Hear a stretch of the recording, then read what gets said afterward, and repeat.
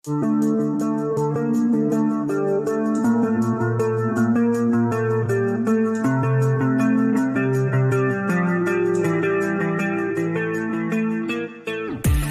Are memang menjadi saksi atas meninggalnya Emeril Khan Mumtaz atau Eril, putra Gubernur Jawa Barat Ridwan Kamil.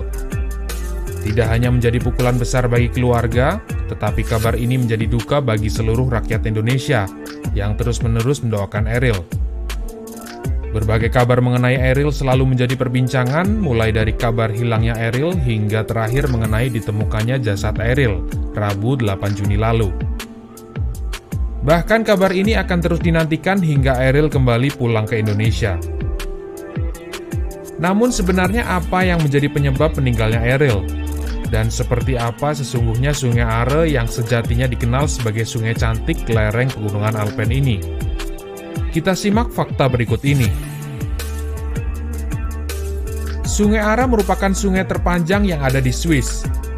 Membentang hingga 288 km, sungai ini mengelilingi kota Bern dengan warna biru Toskanya yang sangat memanjakan mata. Sungai yang kerap disebut Are Loop ini mengelilingi Bern melalui 3 sisi. Hulu Sungai Are berada di Glaster Are, pegunungan Alpen Swiss. Melansir Britannica dan My Switzerland, sungai ini melintasi beberapa kota seperti Bern, Solothurn, Olten, Aarau, Brugg, dan berakhir di Koblenz. Selain kota tersebut, sungai ini juga akan mengarah ke Danau Brienz dan Danau Thun.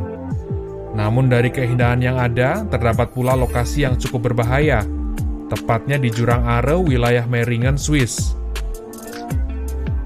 Tidak hanya itu, selain arusnya yang deras, suhu air Sungai Are sangatlah dingin. Bahkan berdasarkan kutipan informasi dari situs Bern, suhu terendah sungai ini bisa mencapai 5,35 derajat Celcius. Meski sempat menghangat di 23,5 derajat Celcius pada Agustus 2018 lalu, nyatanya rekor ini hanya bertahan hingga 1 bulan saja, sampai September 2018. Saat berita ini dibuat, suhu air Sungai Are berada di angka 14,5 derajat Celcius. Dari fakta-fakta tersebut, maka dari itu diperlukan kemampuan berenang yang baik untuk bisa menaklukkan Sungai Are. Lantas bagaimana sebenarnya keamanan berenang di Sungai Are?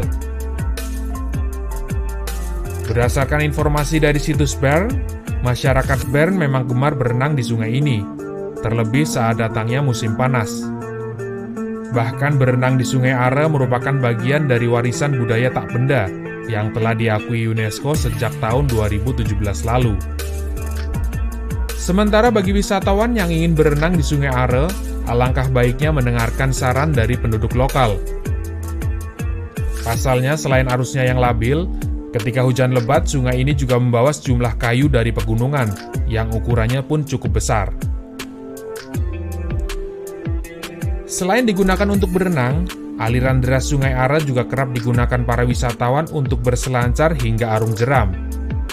Bahkan pada 2012 lalu, sungai ini sempat memecahkan rekor dunia untuk arung jeram di sungai. Tercatat sebanyak lebih dari 1.200 orang secara bersamaan mengarungi Sungai Are dengan perahu karet mulai dari Kisen menuju Eichholz. Sementara bagi yang menyukai hal-hal ekstrim, beberapa wisatawan maupun warga lokal juga kerap meloncat dari atas jembatan untuk menguji adrenalin. Terdapat sedikitnya 17 jembatan yang membentang sepanjang Sungai Are. Salah satunya jembatan tertua yakni jembatan Antertorbrug, yang menghubungkan distrik Mate dengan Altenburg. Jembatan tertua di Swiss ini selesai dibangun pada 1478 silam. Kendati ramai dikunjungi wisatawan, berenang di Sungai Are nyatanya tidak benar-benar aman. Berbagai kasus turis tenggelam kerap terjadi di sana. Dikutip dari situs swissinfo.ch, setidaknya terdapat 24 orang yang tenggelam di Sungai Are pada tahun 2013 lalu. Meski demikian, pemerintah federal Swiss sebenarnya telah memberikan sejumlah informasi terkait aturan berenang serta aktivitas lain bagi wisatawan. Salah satunya layar digital yang menampilkan berbagai informasi terkini mengenai Sungai Are, mulai dari suhu air, suhu udara, intensitas cahaya matahari, angin, hingga informasi lainnya.